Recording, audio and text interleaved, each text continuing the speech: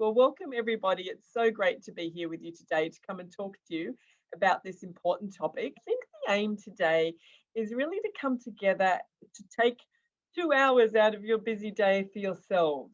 And that's really what it is. I hope that this is a nice session for yourselves to be able to get some great tips and some great strategies about how you might be able to look after yourselves and boost your well-being during these challenging times. So, as Lauren mentioned, 2020 has been such a challenging year for everybody. And I know we've come out of 2020, and I know in 21, there's now some further change afoot in your industry with significant government changes and more change ahead. And I think that that's often what's hard. We feel like we're out of 2020. A lot of people are saying to me, I feel like my tank is half full, and now there's some more change ahead. And many organizations are experiencing this at the current time.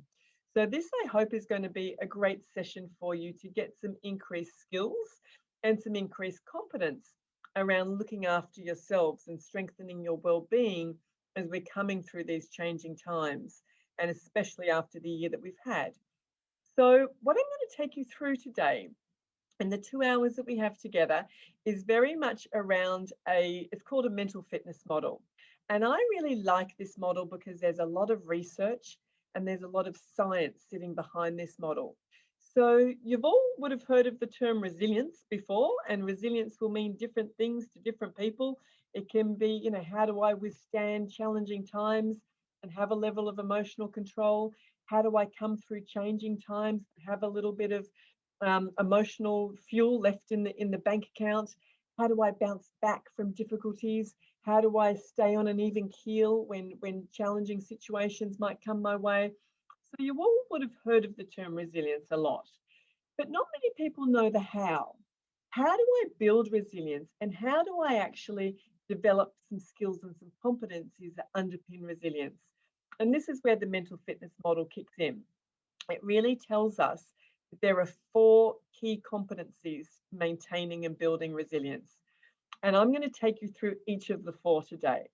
So the first one is around control. Sometimes when we feel quite depleted in our well-being and we don't feel like we're traveling okay, it's often because we don't feel in control. I don't feel like last year, many people did not feel in control in a pandemic. I think none of us did. I feel like my work's out of control, or my health is out of control, or I just feel as if I'm not actively using my energy wisely. So I'm going to talk a lot about boosting those elements of personal control today. The second element of boosting mental fitness is all around our mindset. When challenging events come my way, be it COVID-19, be it an organizational change, be it a busy workload or something in one's personal life, what is the meaning I take behind that? Does my mindset matter? Does my mindset influence how I might react and respond in a pressured situation? And the research, I'm going to share some really fascinating research that's been done out of Harvard University that shows absolutely our mindset matters. So we're going to do quite a big section on our mindset. How do I take that challenge as opposed to that threat mindset? The third key competency that underpins mental fitness is confidence. How do I actually come through challenging times and have my confidence intact? A lot of the time when we go through change, in 2020, I saw a lot of people say, I've been doing the same job for 5 years, but because of all the degree of change going on, I feel as if I've lost a bit of confidence in my ability to do things. So how do I actually maintain that? And the final piece, perhaps most the important piece, is the commitment to action. What is one thing? And this is what I'm going to throw out there at the start of the session today. You might like to think about what your one thing may be that you choose to shift from the knowing department. Oh, I know I should do that. I know I could do that if only I had a bit more time, into actually being. If this content and information always remains in that knowing department, very often we don't get a lot of benefit out of it. It's about that ability to shift just this one competency from that knowing department into that doing department, and that is where we get the gains to our resilience and well-being. So I'm going to end on that today. My favorite part of these programs is to end on everybody sharing their one thing.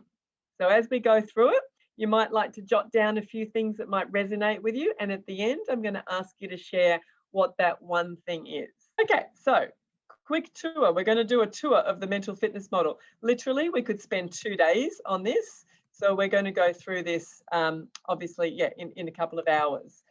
So just to set the scene, I thought it's worth just setting the scene just to share with you a little bit about the COVID-19 wellbeing journey that we've all been on in the last year and why we might be feeling as if there's been a little bit of wear and tear in our wellbeing. So when we think about, I call it the Corona roller coaster, and anyone can relate to the feeling like they were on a bit of a wellbeing roller coaster last year. I can see lots of nods. At the Centre for Corporate Health, we researched the wellbeing phases that people were in and out of last year. And if you cast your minds back to 12 months ago, really, when this all first emerged, what we found the first wellbeing stage that we entered into was that anxiety and that fear response. We had never been in a pandemic before. We had the anxiety, fear, we even had that panic response. And you might remember that's when the toilet paper was flying off the shelves. People were buying food that they didn't even need. They were buying medication that they didn't need either. And we started to, go into that panic mode. And what actually happens when we go into that threat response? It is our body's natural psychology. When we tell our mind, there's a threat out there, there's an emergency out there, there's an ambiguous situation out there that I haven't faced before, our body's natural psychology is to go into the threat response. And to be honest, when we reflect on this, that threat response was actually quite helpful. It did allow us to make the quick changes in our lives that we needed to make. If you think back, many of you had to work remotely, or maybe some organizations obviously had to cease services during that time or suddenly reinvent themselves and do things very differently. We all went into lockdown very quickly, and we'd never experienced that before. Some of you may have been homeschooling children. Some of you may be caring for friends or elderly relatives at a distance as well. And that fear and that anxiety response allowed us to have this, it's called the surge response, this surge of energy to help us to rise to the demands of those occasions. The problem was, usually the emergency response is extremely helpful for short sprints. What we tended to do in this phase was actually we started to live in the anxiety and fear response. And we actually researched that many Australians were living in this response for around 9 weeks. And that is where it really started to allow us then to enter into phase 2. And phase 2 is what we call this psychological stage of languishing. We were tired from all that lockdown. We were feeling burned out. We were exhausted, we were depleted, we'd overused the surge response, we'd overused the energy response. And you might remember back then, we'd lost our memory markers. We were no longer going off to conferences or getting on a plane, going to a wedding or going to a friend's birthday.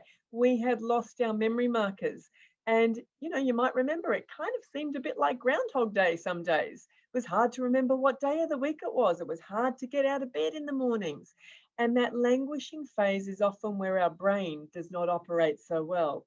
And what happened there was that as we came out of restrictions, as our numbers for COVID-19 were heading in a good direction, we got hopeful. We had a sense of optimism. We had a sense of renewed energy and vigor towards the future. And we learned to accept and adapt. We got into a normal operating rhythm. What happened then? We had second waves. We did a lot of many of you may know people in Victoria who had the 112-day lockdown, going into that anxiety and that fear response. And I think even New South Wales, we went into that anxiety and fear response at the same time. And then again, coming into that languishing as lockdowns happened, even in Sydney at the end of last year, and then straight back into that acceptance and that new rhythm. So if we just think about that for a moment, the roller coaster on our well-being of that alone. But let's not forget, every single person has their own personal reality. So when we add on everybody's own personal realities to COVID-19, we are looking at a whole range of different things. And these are the things that people say to me on these webinars that I've been running. People are saying to me, I'm nervous about commuting again. as I maybe get back to the new normal. People are saying to me, I support someone with a vulnerable health issue and I'm concerned about coming into contact with people again. Other people are saying, I've got really, close family and friends living overseas and I haven't been able to see them for 12 months or more and I'm not sure when I'm going to be seeing them again. I've had people say, I feel like I'm running on empty this year. Last year's taken an incredible toll on me and I'm at the start line of 2021 and I'm feeling like I'm running on empty. Other people are saying my partner has lost their job during COVID and I'm financially impacted. Other people are saying I'm just over all of this change and uncertainty. And I don't know, how much fuel I have left in the tank for another change or more uncertainty.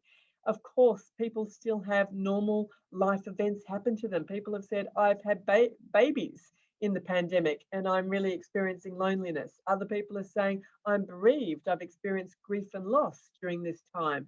And I found that challenging. So when we think about everybody's personal realities, everybody is reacting and responding right now in a very different way.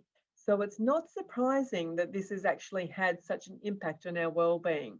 Okay, so I just wanted to place change in context, just to understand the psychological impact of change and whether that might be COVID-19 change. Many of you have had personal change, as we just discussed there, and also organizational change, that we know that the sector is going under some change as well. So this is what happens to us when we go through change. It's actually our body doesn't like change. It actually prefers stability, security, feeling in control. And what happens to us is that when we work in our current state, we feel psychologically attached to the current state and it might not be perfect. The door might be falling off the hinges. There might be a leaky roof. There might be a crack in the window, but we feel pretty good when we are in our current state. We know exactly what we're doing in our jobs. We know who we're working with. We know who we're serving. We know exactly what we're going to do. And that current state we become psychologically attached to. It might not be perfect. It might not be super efficient, but we enjoy it. We like it. And actually, it's very important for us because it gives us 4 things to do with C. And these start with C. These 4 things are very important to our psychological well-being. Come on, chat. What are 4 things beginning with C that you think being in our current state might help us with? And what do we feel? We might feel a sense of, when we're in our current state, we know what we're doing. We feel pretty good. We're kicking some goals. We feel like we're getting a sense of achievement. We work with some nice people. We serve our clients and our customers. Okay, great. So I can see some good comments coming through. Consistency, yeah, Glenn, you're close. Confusion, yeah, I like that. Felicity, that might be in the transition, or it could be confusion, but more. Oh, Bianca's set control. Ali, control, confident, comfort. That's right. So you've mainly labelled all those 4 things to do with C, and these things are to do with the huge boosters to our psychological well-being. When we are operating in the current state, we feel a boost of control. I know exactly what I'm doing and what's required of me, where I'm working and where I'm traveling to. Because I'm operating with a good degree of control, I feel comfortable. There's a nice comfort zone around me that makes me feel very secure. I also feel pretty confident. I feel good at my job and I feel pretty competent, because those 4 C's make us feel really good on a daily basis. What happens is that with organizational change or 2020 change, just pandemic change, or even personal change that might come out in our life just out of the blue, we're always heading towards a future state, but very often we're not sure what the future state's going to look like, what it's going to be like, what exactly it means, what is it? So what happens is that sometimes we're forced out of that change and we're entering into the transition phase. And this is where many of us after 2020, oh, Felicity, I can see that. Confident. Yes, you got it. Very good. I should have little prizes I should hand out for these little games. So we feel this is what happens when we go through the transition phase. The transition phase is often a time when we feel like, I don't feel a sense of control. I'm not sure what's going on in the future. I feel like there's change afoot, but I don't know what it is and what exactly it's going to look like and how I might be impacted. I certainly might not feel I'm in my nice comfort zone. I might have been forced out of that comfortableness. Sometimes people say to me, I've been doing this job for 5 years, but I don't feel as if I'm as good at it. I don't feel as if I'm operating at my best at the moment. And that impacts on our levels of confidence as well. So disruption of these 4 C's. If we have those 4 C's disrupted, what do you think we're going to feel?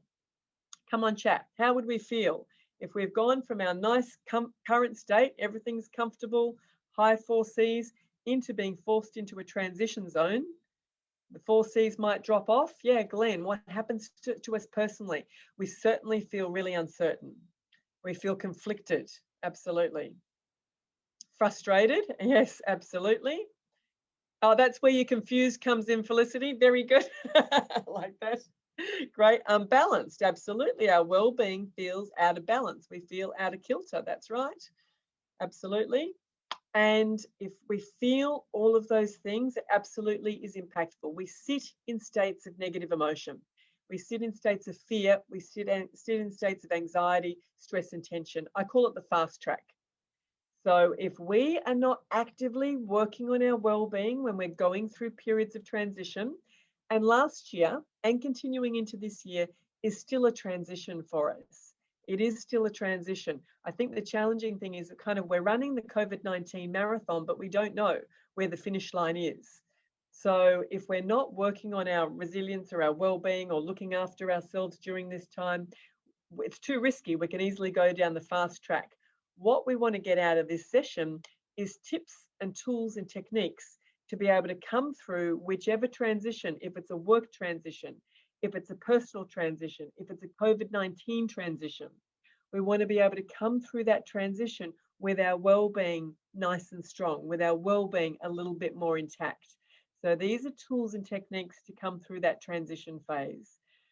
So how are you guys all feeling at the moment? And I'm going to ask you on a little 1 to 5 kind of rating scale.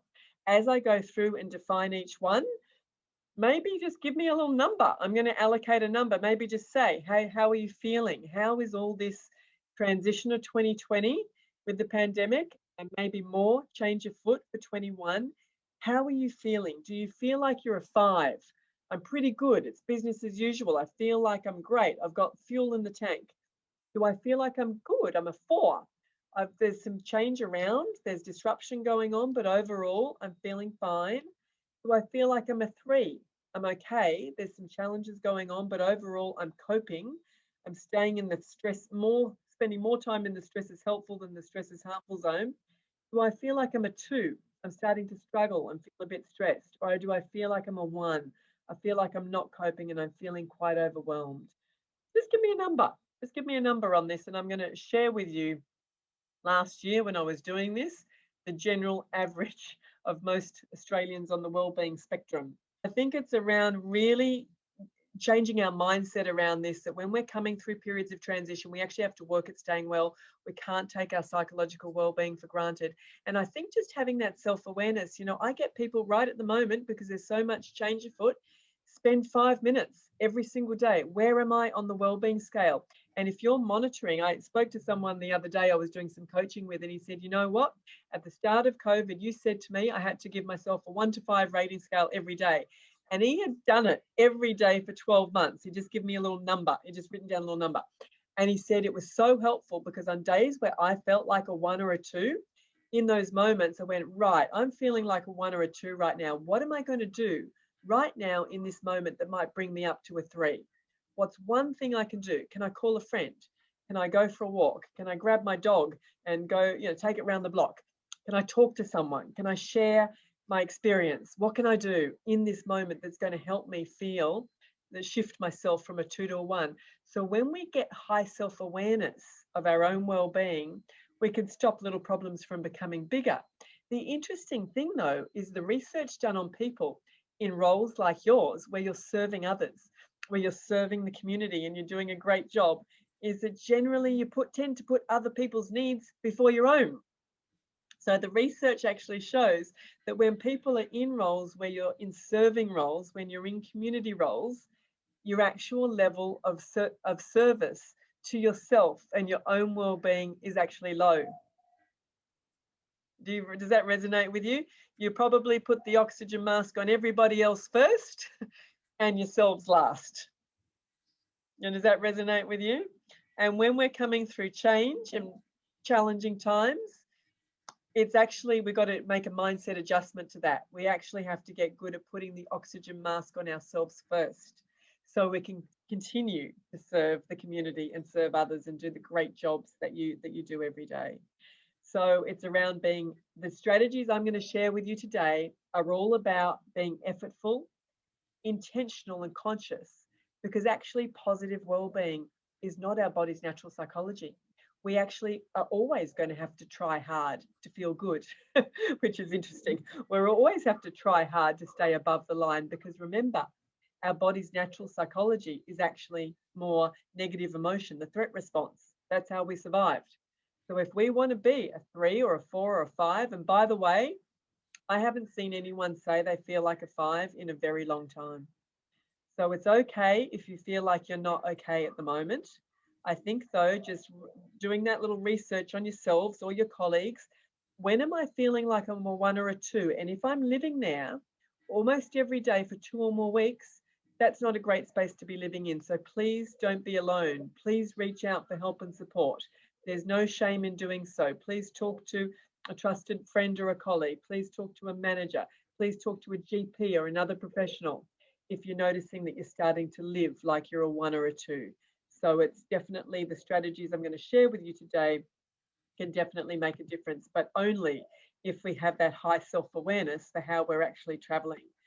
So I'm going to come back to this a little later. It's just to share with you this threat response and what happens in our brain when we start to live in the body's threat response. We go into we call the limbic system, which is the emotional center of the brain. So when we're going through change, when our body knows there's a change, there's uncertainty, I'm in a state of limbo, our body naturally goes into the limbic system. It goes into the emotional response. It's not great to be there. It's very fatiguing. It's very depleting. The strategies I'm going to share with you today are designed to shift you from your emotional brain into your prefrontal cortex brain, where you can stop and think before you react, where you can use your good skills of reasoning, decision-making, impulse control, language, all of those things. And if we can operate in challenging situations from our prefrontal cortex a lot more than our emotional center in the brain, we can have our well-being a lot more stable and a lot stronger when we're coming through this. Feeling like we're operating in the fight or flight response constantly, like last year, is so tiring, is so depleting. We actually run on empty. Our neurotransmitters in our brain literally get depleted, even in the space of a day. They get very depleted. The research from neuroscience actually shows us we can get so depleted in the neurotransmitters that are responsible for stabilizing our mood and helping our brain to work clearly and well in actually only an hour of spending time sitting in negative emotion, worry, fear, tension, anxiety, panic in the limbic system. So that's what I'm going to show you today. All the techniques have a neuroscience link with it, because we know prolonged stress, this is what I've seen, is that a lot of people, I think, have struggled to ask for help during the last 12 months and even ongoing. I'm seeing still I feel a sense of shame. I feel a sense of embarrassment sometimes, people are saying to me. But it's normal that we're kind of feeling like this might have taken wear and tear in our well-being, and that's okay, because prolonged stress can have an impact. It's having an impact sometimes on absenteeism, but what I've seen is the opposite. People are showing up to work, but they're not feeling okay at work. I've seen incredible difficulty for people switching off.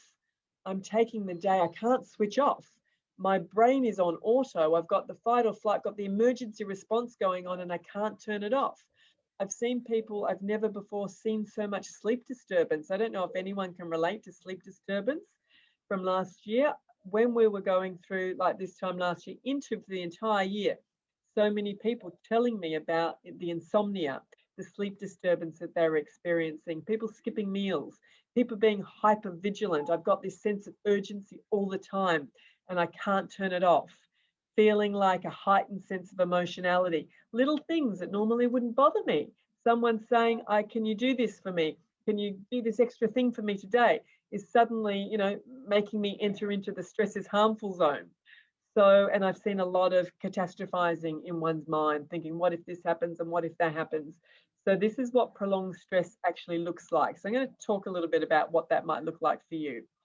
So we're going to go into understanding the first competency, and I'm going to just break into an exercise soon around this. So what we know is, in order, well-being is all about getting a nice balance between actively keeping ourselves in our performance zone and actually getting very good at recovery or switching off at the end of the day. And this has been one of the biggest challenges in COVID-19, that inability to switch off.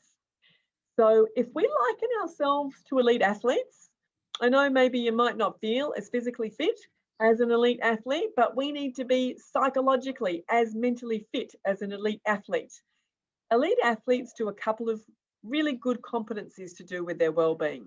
The first is that throughout their performance period, throughout their, if they're a sprinter, might be 10 seconds. If they're a tennis player, it might be 4 or 5 hours. They don't take their psychological well-being for granted for that period where they're in their performance zone. If they're a Grand Slam tennis player for 4 or 5 hours, they are doing a whole heap of things to keep their stress in a zone that's going to lift them, keep their stress in a zone that's going to accelerate their performance and make them feel like they're doing a great job. So that's the first thing, is that they work at staying in their performance zone. They keep their stress actively in a zone where stress is going to help them. Secondly, they have very high self-awareness of, when is my stress shifting from helpful to harmful? And if I'm noticing I'm in the harmful zone, I might have 10 seconds to flip myself back into the helpful zone. If I'm, having to do a serve for the national title or the world title, I've got 10 seconds, maybe even less, to flip myself back into a zone that's going to elevate me. So high level of awareness. And the third thing athletes are incredibly good at is they're very good at their recovery. Athletes are incredibly good at prioritizing their recovery. They're very good at putting the oxygen mask on themselves after their performance period. They might have their ice baths. They might watch a video replay of their performance situation and learn and grow from it. They might prioritize their sleep. They might stay hydrated. They might prioritize, what am I going to eat to keep me in that zone? So athletes are incredibly good at doing those things. I'm likening ourselves a bit like athletes because I feel like the last 12 months has been like a marathon. And what we know is that to stay, we're not quite sure where the finish line is yet. So this is about doing a couple of things really well. And this is what I'm going to get you to do in your groups in a moment. So one group, I'm going to get you to share ideas on what do you do. And actually the research from neuroscience actually shows us that to keep into our performance zone, to keep our neurotransmitters nice and topped up, we actually have to top ourselves up every 90 minutes. A tiny little well-being booster every 90 minutes, because when we're going through stressful times, we can be running out of our neurotransmitters in 90 minutes when we're experiencing a lot of negative emotions. So my question to one group is going to be, what are the things that you actively do, consciously do, to keep your well-being topped up during the day? And then get another group to talk around, what are the things that you actively do, consciously do, or could do to get very good at entering into your recovery zone when you finish the day? Your recovery is so important, and I see sometimes recovery being eroded because I can't sleep, because I'm thinking about work, because I'm taking my worries home. And the research is showing our recovery is like a tiny little slither. So what can I do to make sure I'm getting that balance with recovery? I'm going to now share with you the science of the top wellbeing strategies that the science tells us is so important. And you may get even some more ideas. And all I want you to think about is, what would be that one thing that you would commit to, either in the recovery zone or in that performance zone? The first one, and Felicity was talking about this before, is about absolutely staying connected to people.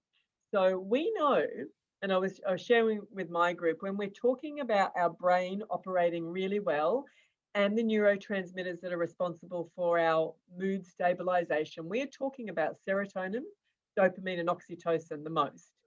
So what we're trying to do in these wellbeing tips is essentially constantly top up our neurotransmitters, which can be depleted through negative emotion. If I'm sitting in worry, tension, fear, anxiety for more than an hour, I can lose all of those neurotransmitters. I can be kind of running on empty. So what can I do to top it up?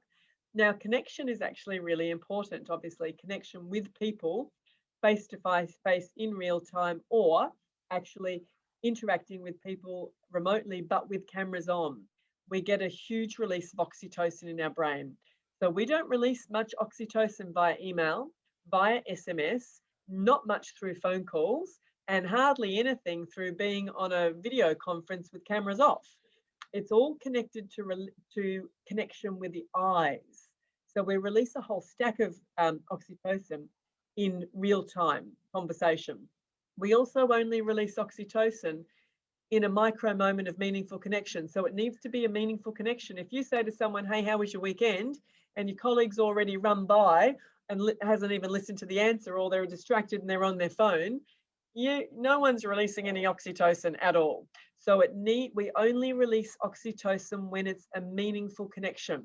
And meaningful is like, well, oh, we're on the same page, or we've got this, or I feel that sense of connection. There's some eye contact, there's some empathy. That's when I release the oxytocin.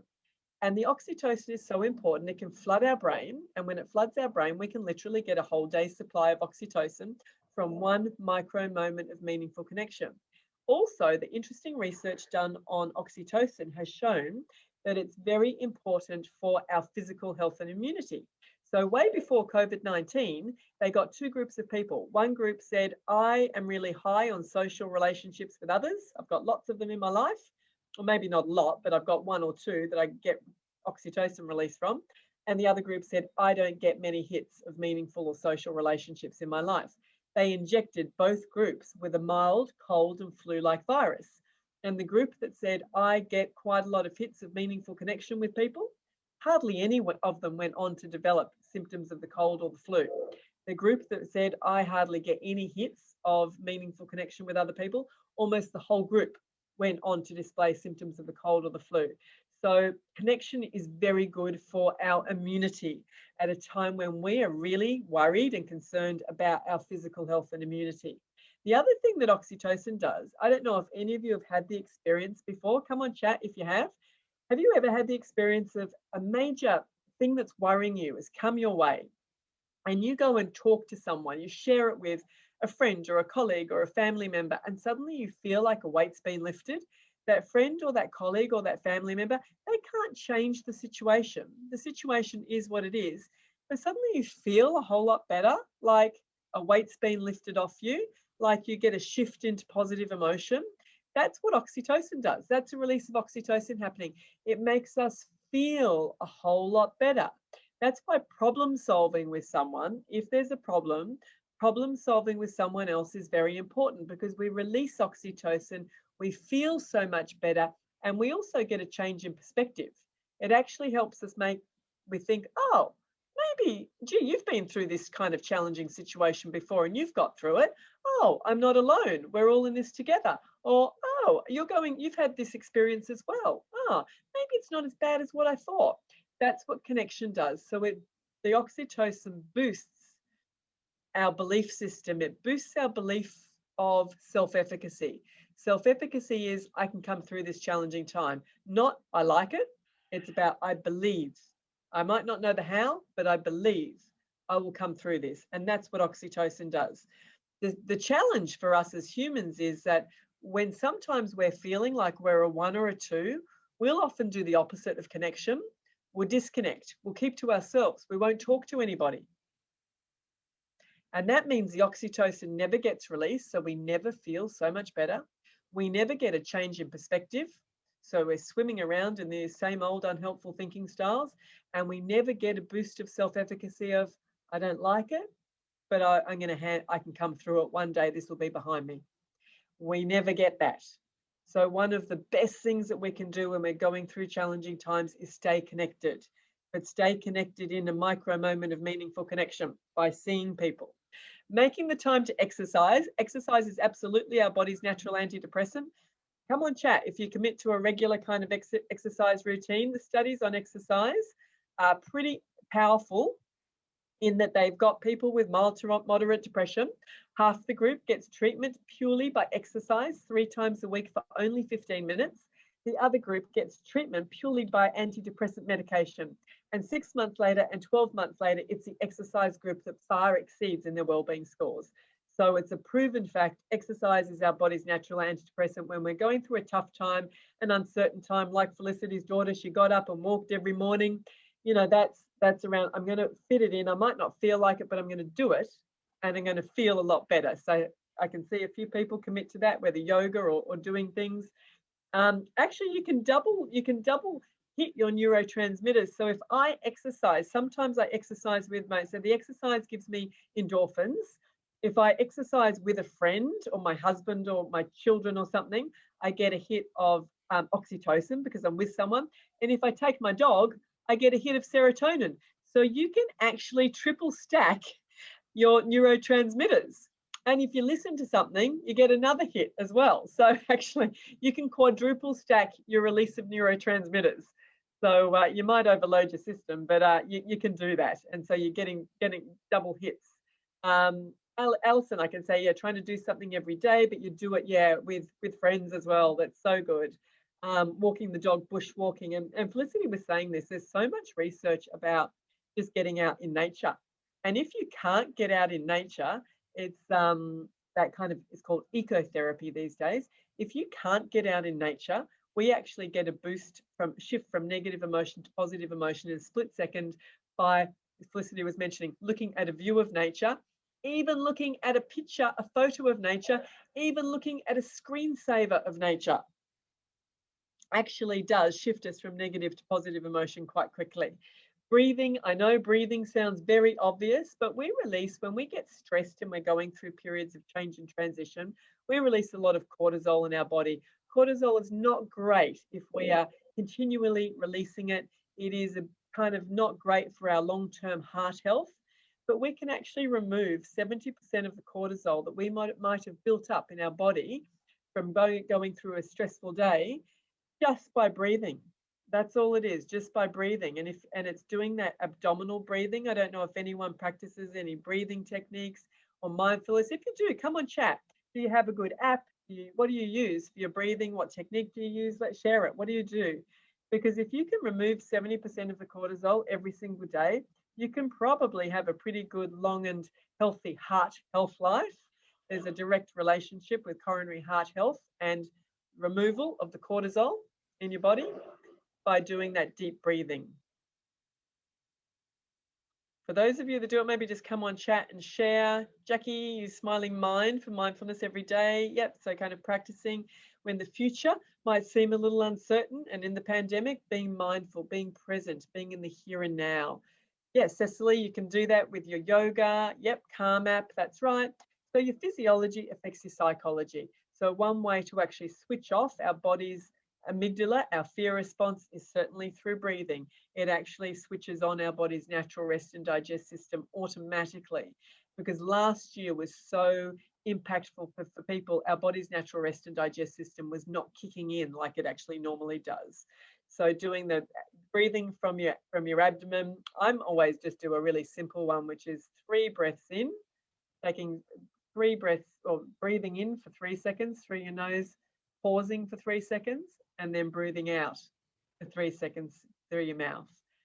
So many of you will have different techniques that you might do. Insight Timer app is another one. Yeah, so that's a good one too. So if you want to do that, getting into that, it can help with sleep. So I mentioned dopamine before. Dopamine is such an important neurotransmitter for our mood stabilization and the functioning of our prefrontal cortex. We get huge hits of dopamine through sleep, but only if we progress through all the stages of the sleep cycle, and particularly deep sleep and REM sleep. It is possible to sleep a whole 8 hours and we completely skip over deep and REM sleep. So every night in our brain, we have 180 billion neurons that get replenished every single night when we go through the sleep cycle. But only if we progress through deep sleep and REM sleep. If we sleep the entire night, 8 or 9 hours in light sleep, We go to work again. We get up again in the morning with our fried out old 180 billion neurons from the day before. So sleep disturbance last year was incredibly common. Worries keep people awake at night. And that's, often what happens. What do you do for sleep? Does anyone have any little good techniques? Come on, chat and share. What do you do for any kind of good little sleep technique? I call it a sleep hygiene technique. I'll give you some tips. Trying to read a book, yes, instead of Instagram. That's right. Getting off those screens an hour and a half before bed. I get people to write down, if your sleep disturbance is due to worries, write it down. Just get it out of your head. Sometimes your brain is being very helpful, trying to go, you haven't worried about this for 6 hours. I'm going to wake you up to worry about it. Or don't forget, you've got this really important thing on tomorrow. Don't forget this detail. I'm going to remind you of it. Alison, reading. That's right. So reading can calm your prefrontal cortex down. Because our amygdala, the fear center in our brain, was so hyped up last year, it actually... Sorry, I read there also no alcohol. I thought, okay, that by consuming alcohol, it will help you fall asleep. You know what? That's a really common thing. It actually, alcohol does... So. You're right. Alcohol does help you to fall asleep, but it also impacts on the sleep, the quality of your sleep, and it absolutely causes sleep disturbance. And you know what? It actually doesn't even take that much alcohol to do it. Even if some people wear wearables and they can track their sleep and they can see how much REM and deep sleep they've got. And actually, I was speaking to someone the other day that said he was wearing these devices so he could track his sleep. And he said he could only have one glass of wine. It was twice a week or something. One glass of wine twice a week, or maybe it's 3 times a week. Any more than that had a direct impact on his REM and deep sleep, which meant, it doesn't actually take that much alcohol. So thinking about alcohol-free days is actually really important, and how many I might have, because it absolutely does impact on the quality of your sleep. It's basically these little sleep habits are telling your brain, start releasing the melatonin now. Because our fear center last year was too jumpy, our melatonin would actually stop being released naturally. We actually have to turn it on. My little sleep hygiene habit is I have to have a hot shower every night before I go to bed. And I've got so good with the association with a hot shower and my melatonin release making me tired, I literally can't have a hot shower in the mornings. I'm literally fatigued and tired the entire day because my melatonin is turning on. So it's around, and that could be reading, it can be having a hot cup of tea, it can be doing some breathing, whatever it is to you. Sometimes people fall asleep watching TV, if that's your thing, whatever that might be, but it's really being effortful on sleep to really look at sleep disturbance. If you can't sleep and you're still lying awake in bed after 20 minutes, get up, get out of bed, go somewhere else to another area of the house. Otherwise, your brain starts to process as your bed as an awake time. So go somewhere else, do something really boring, read a boring book or something not stimulating. Then when you feel that wave of sleep, go back into the bedroom and go back to sleep in your bed. So, doing that breathing, doing mindfulness can really help with sleep disturbance as well. But it's one of the big things. We feel like we can cope with things, challenging events, when we've got our sleep. When sleep starts to be disturbed, our well-being gets depleted quite quickly. The studies on performance show actually we do operate at our best with 7 to 8 hours of sleep. Anything, they've actually shown that if we're operating with less than about 5 hours or 4 hours of sleep, we're operating at the equivalent of someone with a blood alcohol reading of 0.05. So we're legally drunk.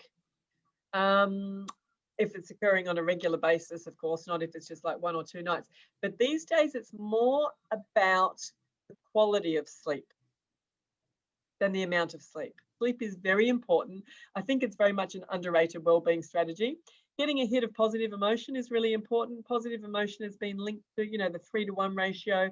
But negative emotion is so powerfully bad for our depletion of our dopamine. We can run out of it in like an hour, but we need 3 quick hits of positive emotion, not all in the one go. Positive emotion comes from connecting with the 5 senses. So it can be hearing, listening to something. Music is especially powerful in influencing future mood states. We've talked about nature.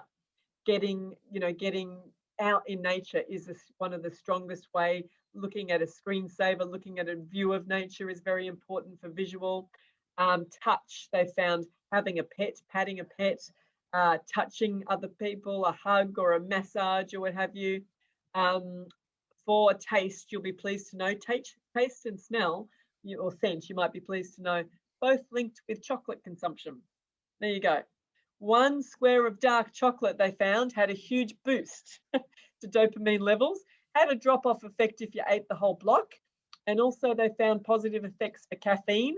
I guess it just depends if you like coffee or not, but only 1 drop-off effect if you ate the whole lot. So looking at where can I get my positive emotion through the 5 senses as well. If I've had a hard day or I'm sitting in negative emotion, managing your devices is very important. Often, it interferes with sleep. It impacts our mood, especially news. We talked about this before. Eddie was talking in our group about reflecting on meaning and achievement, engaging in something that gives you meaning and purpose to rise above challenges that might come your way, and being a bit present in challenging times.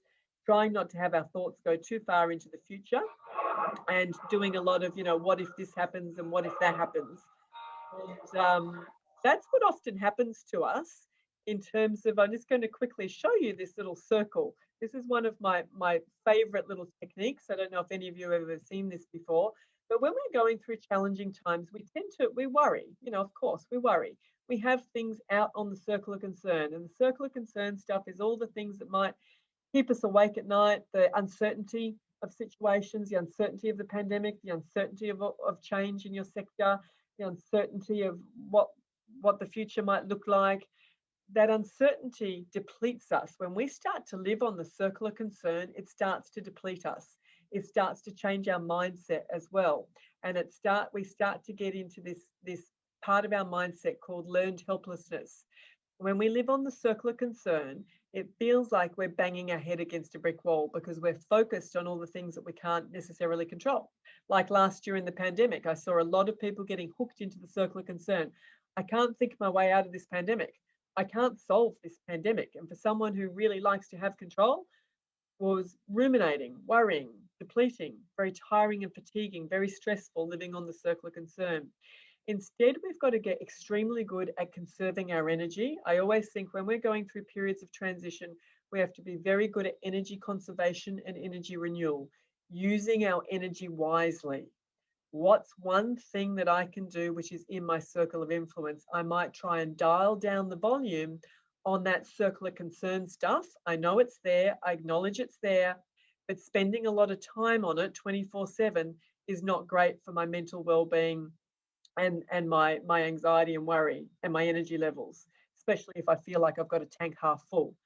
What can I do right now that actually is focused on my circle of influence? So come on, chat. What are the things that you have right now that are within your circle of influence that if you focused on them, actually could even expand that circle of influence?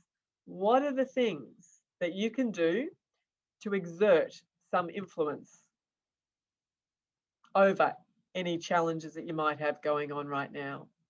What are the things you always have control over, no matter what might come your way? What are the things we always have control over? We always have some influence over how am I choosing to respond in this moment? What is the choice I am making? Am I going to I know that there's change afoot, or I know that there's uncertainty about the future, but what can I do right now that is within my influence? How can I choose my reaction and use my energy wisely? What else do you have control over? You've got your choice over how you think about this change or transition. You've got choice over your response. Do I want to be in this? Because right now in the pandemic and with ongoing changes as a result of the pandemic, people's circles of concern are quite big. But ultimately, we don't have much energy to waste at the moment. So I'm all about let's focus on the circle of concern, the circle of influence things, which is all the things. So sometimes we've got to get very good at changing tact. We've got to realize, when am I on that little wheel where this is not helpful, where this is actually depleting and my thought processes are not so helpful? What can I do right now in this moment? So it's bringing that awareness that we spoke about before. What can I influence? And absolutely, do I want to be in this situation for the next couple of months and be stressed out of my brain, worrying about stuff that maybe I can't control? Or do I want to come through these next few months with my well-being a little bit more intact and a little bit more stable with kind of less fluctuation? And that's what we've got some influence over, which leads us actually into this concept of our mindset. And does our mindset matter? And so, a lot of this is absolutely linked to our mindset. And I always think in our life, we only have two choices. When stressful things come our way, am I going to take the threat response or the challenge response? Which one am I going to go down? In this moment, which one am I going to choose? The threat response leads us into it. Literally, the studies from neuroscience show it shrinks our brain. So we're not able to think our way out of it with a shrunken prefrontal cortex. The threat response is like, oh gosh, this is a disaster. This is terrible. I'm not never going to be able to handle this. That's a threat response. And it shrinks our brain. It plummets us into negative emotion. We go down that fast track we spoke about before: fear, anxiety, stress, and tension. And usually it impacts on our prefrontal cortex. We're not thinking clearly. And what it actually does, the research on our own stress hormones, when we take the threat response in our mind, we actually release all the bad stress hormones like cortisol. And they've studied when we take the challenge response, which is not, oh, I love this stressful, uncertain situation that's come my way. Gee, I love this uncertain pandemic and all its implications. That doesn't mean I'm thinking positively. It just means, you know what? I'm going to take this one day at a time. I'm going to take this one step at a time. And I believe I'm going to come through this. As Cecily said, one day I'm not going to be thinking about this in my rocking chair. One day this will be behind me. And when we take the challenge response, I can handle it. I might not like it, but I'm going to progress through this. When we take the challenge response, we stay in more positive emotion, not happiness, but at least self-efficacy. I can come through this time. I believe I can come through this time. And sometimes I even say to myself, I don't know the how, but I know I will. So you don't even need to know the plan. It's just I will. And when we take the challenge response, we actually release all the good stress hormones, the stress hormones that actually build and maintain resilience. Our mind opens up, so we actually perform better. We're thinking more clearly. We can think of plans a lot more clearly. And actually, it shows that the blood vessels in our heart, which is pretty amazing, remain open and the blood is flowing through our heart. Whereas when we take the threat response, the research has shown as soon as we sit in states of the threat response, the blood vessels in our heart constrict and the blood actually is not getting through to our heart. So when we think about this, that's pretty big, that our mindset can affect our stress hormones that we release in our body, that can even affect the arteries in our heart. There is a great YouTube video if anyone's interested to follow up on that research. It's research that's done out of Harvard University by, I can send Lauren the link after this, it's Kelly McGonigal. And Kelly McGonigal has a great YouTube clip on the threat challenge response and all the research that she's been done on linking this to coronary heart health issues. So I was going to just switch you into some little groups to actually ask you, what are your little techniques? So I'd like for you in your groups to just talk about, firstly, the strategy is actually we've got to stop the fight or flight reactions. We have to get our physical being out of the threat response before we can change our mindset. So that's where the breathing comes in, our physiology affects our psychology. These are our top little unhelpful thinking styles that often, when a stressful situation comes our way, what's your favorite record like that you put on here? We sometimes have a favorite one. Mine tends to be a little bit of what ifing, predicting the future. Oh, what if this happens? And what if that happens? And what if that goes wrong? And of course, we never imagine the future with a positive outcome. So that generates anxiety states, catastrophizing. I saw that a lot last year. What if I get COVID-19? What if I end up in hospital? What's going to happen? Whatever. A lot of catastrophizing. Sometimes our thinking becomes really black and white. I'm going to do this or I do this. And we can't see the shades of grey. Or we put unrealistic expectations in ourselves. I must be doing this. I should be doing this. I have to do this. And then when we fall short, we beat ourselves up and we give ourselves a really hard time. Or positive things might come our way, and because our brain is so focused on the negative, which is our body's natural psychology, we don't even see all the good things in our life. We don't even see all the good things that might be happening around us in a day because we're so locked on to the negative. And that's the way our brain works. We are pre-programmed. We always have to try hard for positivity. So let's split it into our two groups. And I want you to answer in your groups two questions. One is, what are your favorite unhelpful thinking styles? And you all have them. We all have our favorite record that we tend to put on. There are neural pathways in our brain by the age of about, I think they said the age of about 13 or 12. We've already developed our favorite little neural pathway in our brain. So to overcome our neural pathway, we have to give ourselves a really good talking to. What do you say to yourself? What are your challenge techniques to keep your thinking fit and healthy? When we're going through periods of transition, we have to be exceptionally good at being an agile thinker, at being an amazing reframer. If we can change the situation, wonderful, let's go on and change it. But many of these situations you can't change. So we can always change our thinking, reframing it. And if we're having difficulty switching off, what I've got people to do is, if I'm doing, if people are worrying too much or they've got catastrophizing thoughts and they're like, I'm taking it home, I can't switch off from work, I actually get people to wear an elastic band, and they have to flick themselves when they're having that perfectionistic thought or that catastrophizing thought or that pessimistic thought. And if you just do it as an experiment for 24 hours, it is actually fascinating to see how many times you flick yourself. You might be surprised. It could be a lot. They've researched the normal human has something like, I don't know, 500 and something negative thoughts a day. So just flick yourself. And then you've literally got to give yourself a stern talking to. You know what? I can't do anything about it now, or I'm at home. I'll get to it tomorrow. Stop it. It's a waste of energy. I'm worrying about something I can't control. And I listened to something. I really got into podcasts last year because it distracted me. I was so distracted. I was immersed in some amazing podcast or something. So it could be watching television, reading a book, talking to a friend. Distract yourself, immerse yourself in something else.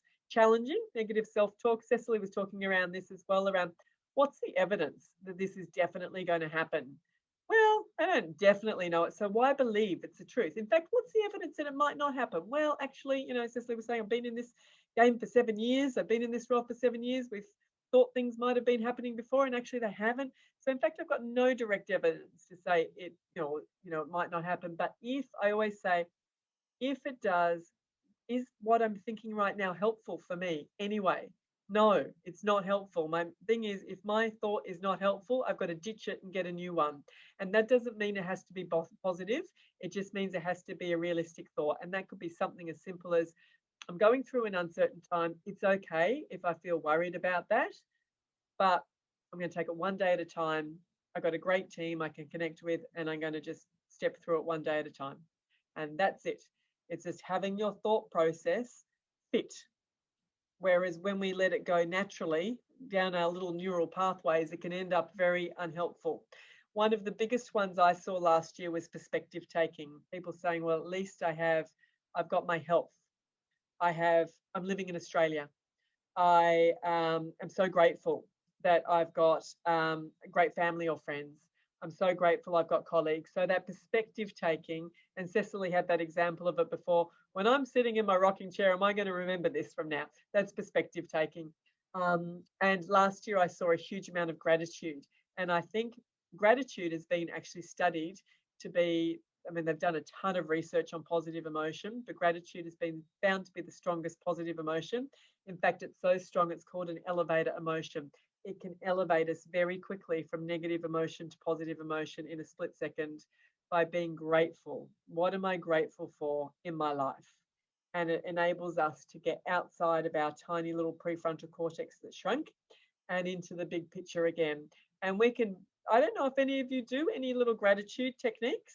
If you do, come on, chat. I'd love to hear. Do you do any little gratitude techniques, whether that's You might do it yourself personally. I saw a lot of people saying last year, I'm sitting down with my children or my grandchildren or my family or whatever, and we're going around the table at night going, what are we grateful for in our lives, considering everything that's actually happening in the world? Because our mind is not naturally grateful. Again, we have to try for gratitude. We have to try. Positive emotion has to be effortful and intentional. So, or it could be gratitude. They have done studies to show if you just write down 3 things that you're grateful for 3 times a week, you have higher well-being scores than those people that don't. So you could just do it as an experiment. Or expressing gratitude can also be how we do that in our own interactions with people.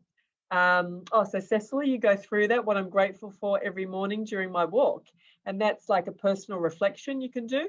Or sometimes it can be outward, like we end our Friday team meetings on a Friday with what's one thing you're grateful for that happened this week, or one thing you're really proud of that happened this week, or one thing that went really well that you want to share. Same thing. And it's a really nice way to end the week because it keeps our minds, our mindset anchored on the things that are still good and still purposeful and so still intentional. So it's around being very good at being that active little reframer. And my last technique for you is one of my favorites. I don't know if anyone can relate to this, but yeah, we spoke about it before. People are working now, sometimes meetings stacked, you're on constant Zoom meetings, or you might have blurred where your workday starts or your workday stops, or maybe you're, feeling as if you're not getting those little tiny breaks. So it's around getting very good at resetting and recalibrating yourself. When challenging events come our way, I don't know if this relates to any of you. You can have a challenging event come your way at 8:30 in the morning, and you get a hit of negative emotion, frustration, anger, anxiety, low mood, whatever it is. And you drag that negative emotion, because negative emotion is like Teflon, it sticks to us like glue, and you drag it into your next team meeting with the team. And you drag it into your meeting with your client that you're trying to help. Then you're dragging it into the front door when you go home. Then you're dragging it into bed. And suddenly at midnight, your negative emotion from 8:30 is like tenfold. Can anyone relate to that? That anxiety is so much worse at midnight. That anger is so much worse at midnight. That frustration, whatever it is, because we love to drag negative emotion. It's really bad for us, but as humans, we're psychologically attached to negative emotion. Kind of we like it, but it's bad for us. So this is a great technique. I use it all the time, even just as little breaks throughout the day. You can do it during the day, or I do it a lot for my recovery when I'm finishing work and I want to leave work at work and I want to enter into my personal life. Digest. Or it could be I've just got off a challenging call with a client or a customer and I got to get on another thing straight away and I don't want to drag it into that meeting. So it could be digest. Okay, what did I do today? What were some of the, right, there were some challenges that came my way. That's okay, I'll deal with those tomorrow, whatever. Digest, but you don't digest the whole time. You have like some time where you stop digesting. This is if you're doing it at the end of the day. Rest, take 5 deep breaths from your abdomen. Your physiology affects your psychology. And then you recalibrate yourself. Right, I'm about to walk in the front door now with my friends or my family. Who do I want to show up as when I show up at home? Do I want to have my phone to my ear and be tired and distracted and grumpy? Or do I want to be present? Do I want to put my phone down in another room, be present, be mindful, have some fun, have some energy, spend some quality time with my friends and my family? Who do I want to show up as when I enter into my home? And that's an intentional resetting. It's an intentional recalibration, and it stops the negative drag from the day into your personal life. Or this is a helpful technique to use as you're transitioning from task to task, situation to situation. Sometimes in my pre-COVID life, I would be so busy running around to client offices, I would just do this technique in the elevator, literally going from one presentation or one meeting to another. And I would do this technique in the elevator. It can take 1 minute, digest. Okay, I can see that tricky email that's come through. I'll deal with that later. 5 deep breaths from my abdomen. Right, I'm about to walk into a room of 100 people. Who do I want to show up as? What do I want to bring to this event? Do I want to be focused? Do I want to have empathy? Do I want to share good information? Do I want to build relationships? Who do I want to be when I walk into that room? And it's an intentional resetting of yourself. It can boost your well-being during the day. And even if you mark in your calendar, if you operate with a calendar or a diary, build in a little mindful gap. Some organizations last year when I was doing this work with them said, right, we are no longer having 60-minute team meetings. We're going to have 50-minute team meetings and a 10-minute mindful gap for it to give us some space to actually rest, digest, rest, and recalibrate. And it's a very good way of topping up your well-being throughout the day. Deciding on that, nice little reminder or that nice little ritual yourself, but it's very good to help you to switch off. And, these are some other techniques for switching off, because a few of us have noticed that our home lives, when you're working from home, or your work lives have kind of blended a bit. Writing a to-do list before you leave your desk. So you're literally leaving your work at your desk, even if that's in the house. I always walk, if I'm working from home, I always walk out my front door. I might take the dog for a walk for 5 minutes, or it might be an hour, depending on how much time I've got. And I re-enter the house in the back door. And that's when I do my rest, digest, recalibrate as I'm walking in the different way. Music absolutely changes your mindcast, or I'll add podcasts to that now. I've become a podcast addict. Out of sight, out of mind, pack away work stuff, because our brain has actually started to reprocess our recovery zone, our home zone, as our workspace. So it can get easily triggered. Changing your clothes. I always get out of my work clothes to start my day and think about things. Now we do have some things that we can plan for. So Cecily mentioned, can I go on a camping trip or a yoga retreat? Can I see a friend this weekend? Planning some of those things to look out for as well. So they're just some little tips for that. And then, that's around actually kind of boosting that challenge, and that keeping your confidence up when you're going through challenging times is all about not letting that Teflon of negative emotion, the fast track, stick to us like glue. So I know we've come to the end of the session. Gosh, that time has gone so fast. I feel like it's only been an hour. It really has gone, right? I am looking at the right time. So I thought, as my favorite thing, this is what gives me my oxytocin, serotonin, and dopamine release at the end of a session. I'd love for you to come on chat. I'm happy to hang around if you'd like to ask me any questions or share any closing comments, but I would love to end on chat. If all of you could come on, say what's your one thing that you're going to shift from the knowing, I know I should do that, I know I could do that, no, that'd be great for me if I only had a bit more time, into when I'm coming through this period of change and transition, what's my one thing? What's my one go-to that I am absolutely going to commit to? And it might not be every single day. Not every day is perfect, and that's okay. What's my one thing that I'm going to commit to doing to help me through this transition period, to keep on top of my well-being? Would love for you to come on chat and type it in. It can just be a word. It can be something really simple. It can be work on my self-talk. It can be drink more water. It can be, I love that one. Digest, rest, and recalibrate. I love that one. Thank you, Cecily. That's fantastic. Felicity, positivity. Yeah, so getting hits of remembering the 3-to-1 ratio. When people experience depression, the research is interesting. For one hit, I only get 1 hit of positive emotion and 3 hits of negative emotion. That's the profile if I've got depression. The 5-to-1, the 1-to-5, sorry, 1-to-5. I love that. That's great. Lauren, I've presented that 1-to-5 to so many people, and people have actually taken it into team meetings. They've taken it into one-on-ones. I used to do that with my team, and I forgot. So I'm like, I need to do this again. Ali, I love that. Let's not get caught up in the how. That's what makes us anxious. But I believe I will come through this. I will come through it. I might not know the how. I'll work that out later, but I will. Love that. That's a great boost of self-efficacy.